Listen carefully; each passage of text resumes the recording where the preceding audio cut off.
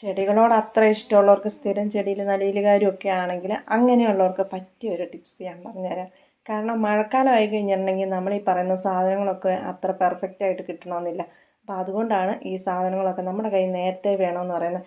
ഇവരുടെ കാര്യം പറഞ്ഞു കഴിഞ്ഞാൽ ഞാൻ അവിടെ പോയി ഇരുന്നിട്ടുണ്ടോ അപ്പം വരും.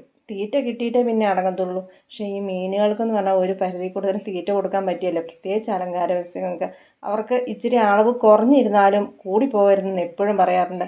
ഈ റിങ് ഇടുന്ന എന്തിനാണെന്ന് ഇങ്ങനെ റിങ് ഇടുവാണെങ്കിൽ നമുക്ക് ഇവരെയും കാണാം, ഇവർക്ക് നമ്മളെയും കാണാൻ പറ്റും. അപ്പോൾ അതൊരു നല്ല രസമുള്ളൊരു പരിപാടിയാണ്. കാരണം ഈ അസോള അങ്ങ് വന്ന് മൂടിപ്പോയി കഴിഞ്ഞ് കഴിഞ്ഞാൽ പിന്നെ അല്ലെങ്കിൽ ഇവരെ കാണാനേ കിട്ടിയല്ല. ഇപ്രാവശ്യത്തെ മഴയുടെ കൂടുതലും ഉണ്ടാകട്ടോ.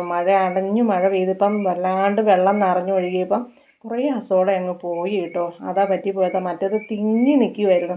ഞാൻ അവരോട് വർത്തമാനം പറയുന്നത് കണ്ടിട്ട് മറ്റേ ടീമുകൾ കണ്ടോ വരയുടെ സൈഡിൽ വന്ന് പമ്മി നിൽക്കുന്നത്.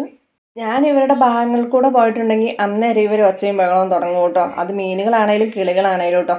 ഇച്ചാപ്പീനെ എന്താ കാണിക്കാത്തതെന്ന് കുറച്ച് പേരൊക്കെ ചോദിച്ചിട്ടുണ്ടായിരുന്നു. അവന് ചെറിയൊരു ആരോഗ്യ പ്രശ്നം ഉണ്ടായിരുന്നു, അതുകൊണ്ടാട്ടോ.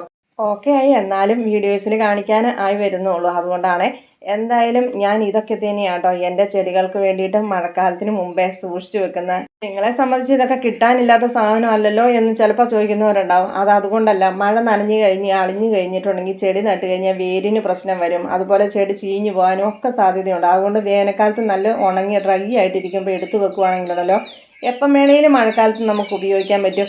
എന്തായാലും എൻ്റെ മണ്ണിന് ചെറിയൊരു ചെളി പ്രശ്നത്തിൻ്റെ ഇതുണ്ട്. അതുകൊണ്ട് തന്നെ ഞാൻ മണൽ കൂട്ടിയിട്ടാണ് ഇടുന്നത്. അതുകൊണ്ടാണ് ആ മണലും അത് കഴിഞ്ഞിട്ടുള്ളത് കാണിച്ചത് കേട്ടോ. പിന്നെ ചാണകപ്പൊടി ഉണ്ട്.